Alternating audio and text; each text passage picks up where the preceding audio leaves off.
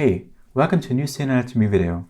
Moog sent over their latest DIY synthesizer Mavis to check out. It's a new semi-modular analog monophonic synthesizer. It's basically an evolution of their popular Werkstatt synthesizer. Again, only available as a super beginner-friendly DIY kit. In the box you can find the pre-soldered PCB, the Mavis faceplate, some green Moog patch cables, a power supply, a case to make it desktop, a poster, and some accessory.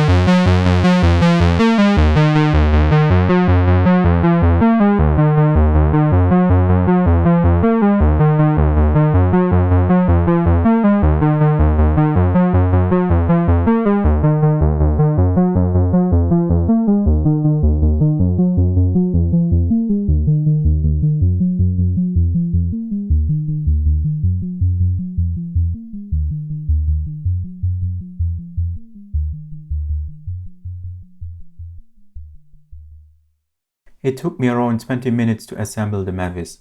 There are no difficulties even for people with two left hands like me. This is now the 44 HP Eurorack module version, but we can also pack the module in a case with a saver that is also included.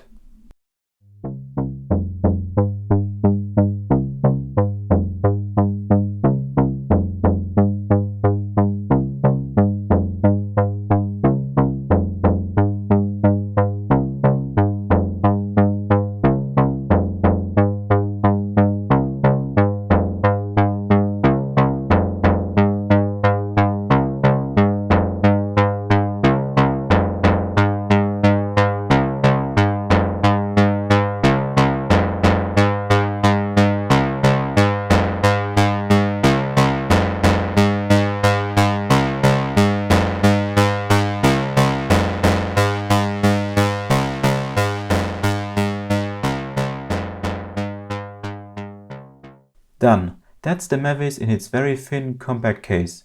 Now you can also use it as a desktop semi-modular synthesizer, even without a Eurorack system. Mavis offers a full-range analog oscillator with waveform mixing, pulse width modulation and pitch modulation.